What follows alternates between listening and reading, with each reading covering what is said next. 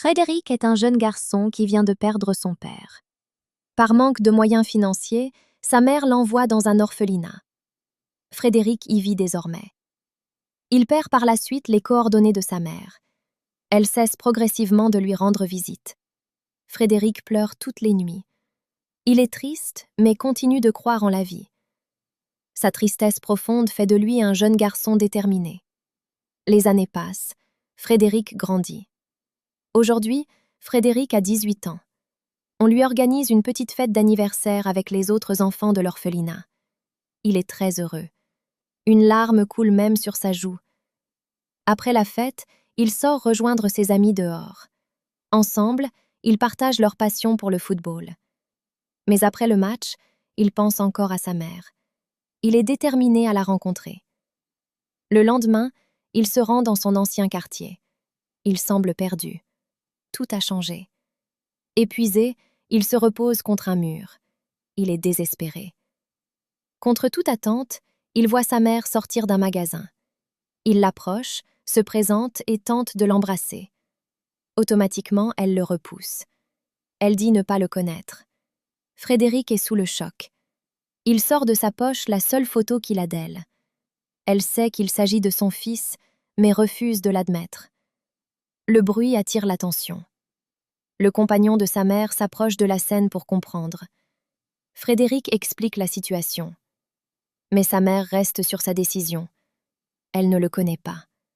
D'un revers de la main, le compagnon pousse Frédéric et part avec sa compagne. Frédéric les regarde partir, surpris et déçu, pendant qu'il est au sol. Le lendemain, Frédéric revient encore supplier sa mère de ne pas l'abandonner une seconde fois. Mais elle ne veut rien entendre. Elle le menace de porter plainte s'il s'approche encore d'elle et de sa nouvelle famille. Cette fois, il renonce définitivement. Il part dans son refuge, le cœur brisé. Un après-midi, Frédéric et son équipe sont informés qu'un agent passera avec sa fille pour les voir jouer. Il pourrait recruter certains joueurs pour des clubs professionnels. Le coup d'envoi est lancé. Le match commence. Frédéric, comme d'habitude, fait honneur à son équipe avec de beaux buts. Le recruteur est impressionné par ses performances. Il lui exprime son désir de le recruter pour un club international. Aussitôt, Frédéric accepte. La semaine suivante, les papiers sont signés. Frédéric fait ses adieux à l'orphelinat et part dans son nouveau club. Il commence à gravir les échelons. Il se fait un nom. Les médias parlent de lui. Partout sur Internet, tout le monde ne parle que de Frédéric. Il est maintenant un bel homme, avec une brillante carrière. Il se rapproche de Madina, la fille du recruteur. Ils finissent par se marier. Madina connaît toute l'histoire de Frédéric. Elle est même allée rencontrer sa mère pour tenter d'arranger les choses. Mais cette dernière l'a chassé comme un déchet. Un soir, le téléphone de Frédéric sonne. C'est son manager. Il lui explique qu'une dame l'a contacté et prétend être la mère de l'international footballeur Frédéric. Frédéric tombe des nues. Il ressent le besoin de la rencontrer. Il veut des réponses. Un rendez-vous est fixé. Le lundi suivant, Frédéric est assis dans son salon. Stressé, il attend. La porte s'ouvre. La femme entre. L'atmosphère est glaciale, lourde. Elle baisse la tête et lui demande comment il va. Frédéric répond directement « Pourquoi tu m'as renié à plusieurs reprises ?» Sa mère commence à pleurer. Elle explique qu'elle avait déjà refait sa vie quand elle l'a revu. Elle n'avait jamais parlé de son passé.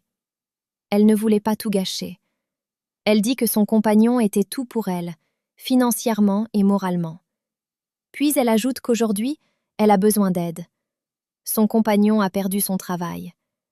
Elle lui a avoué que Frédéric était bien son fils. Il a été choqué. Ils se sont disputés. Ils se sont séparés. Elle dit qu'elle n'a plus où aller. Elle l'a cherché partout sur Internet. Aujourd'hui, elle lui demande sincèrement pardon. Elle souhaite reconstruire leur relation. Frédéric se lève. Son regard est vide, brisé. Il prononce une seule phrase. « Virginie, sortez de chez moi, s'il vous plaît. » Puis il quitte la pièce. Il rejoint son épouse. Il pleure comme un enfant. toutes ses blessures se rouvrent. La douleur est encore plus forte. Il lui faudra du temps pour guérir. Mais Frédéric devient un homme fort et courageux. Il aime les autres. Il aide les autres. Il devient parrain de plusieurs associations et orphelinats.